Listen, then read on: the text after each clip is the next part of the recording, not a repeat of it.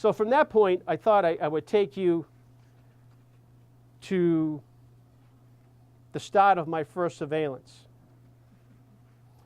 One of the men must have still been hitting on me when the blue Impala came screeching to the curb, because my father charged up to us, chest forward, big arms swinging, and told the guy to get the hell away from me or he was going to kick his ass all the way into the river. He's just being friendly, I told my dad when we were on the sidewalk, teasing him a bit.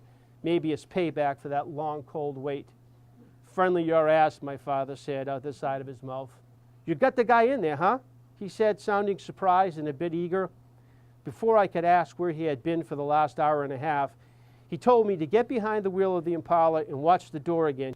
But we head out and we go through the city and he's giving me, okay, look, you know, get behind him, stay in his blind side, get in his right-hand side so he can't see you out his rearview mirror.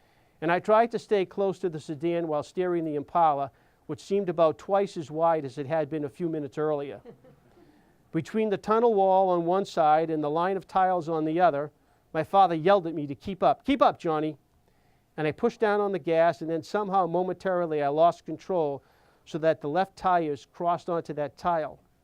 And the right front fender then grazed a concrete wall on the right.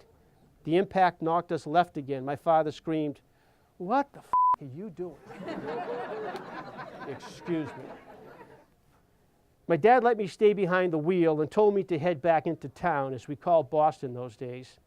Like so many parents of his generation, he had a strong dislike of rock and roll music, preferring Connie Francis and Tony Bennett to the Beatles and the Stones. But on that return drive, he said, go ahead and listen to that zoot zoot of music if you want to.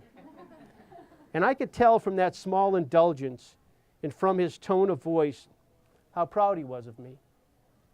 I turned the radio to AM 1510 WMEX. Feeling that I had passed my first test, I took the liberty of asking my dad where he had been all that time. And I remember this. He kept his eyes straight ahead, pushing the fedora back off his forehead and said, "None of your business." And that was my father, Phil DiNatale, who loved me. He came to trust me, and after that night, welcomed me into the family business.